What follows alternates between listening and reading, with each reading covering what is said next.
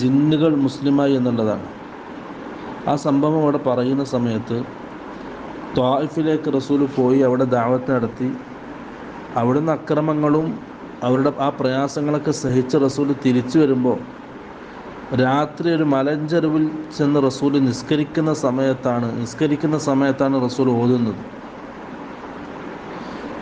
ഈ ഓത്ത് കേട്ടപ്പോഴാണ് ഒരു വിഭാഗം ജിന്നുകൾ വന്നിട്ട് അതിലേക്ക് കടന്നു പോകുന്ന ഒരു വിഭാഗം ജിന്നുകൾ റസൂൽ ഓത്ത് കേൾക്കുന്നത്. അങ്ങനെ അവർ മുസ്ലിമാകുന്നത്. അങ്ങനെ സൂറത്തുൽ ജിന്നിൻ്റെ ആദ്യ ഭാഗം ആ സംഭവമാണ് വിശദീകരിക്കുന്നത്. അപ്പോൾ അവിടെ റസൂൽ നിസ്കരിക്കുന്നുണ്ട്. അതായത് റസൂലിന് ഖിയാമുൽ ലൈൽ തഹജ്ജുദ് നിസ്കാരം ഫർളായിരുന്നു. റസൂലിന് മാത്രം പ്രത്യേകമായ കാര്യങ്ങളിൽപ്പെട്ടതാണ്. അപ്പോൾ റസൂൽ സല്ലല്ലാഹു അലൈഹി വസല്ലമക്ക് നിസ്കാരം ഫർളാക്കപ്പെട്ടപ്പോൾ വഹുവ ബിഅഅലാ മക്ക, റസൂൽ മക്കയുടെ ഒരു ഉയർന്ന പ്രദേശത്താണുള്ളത്.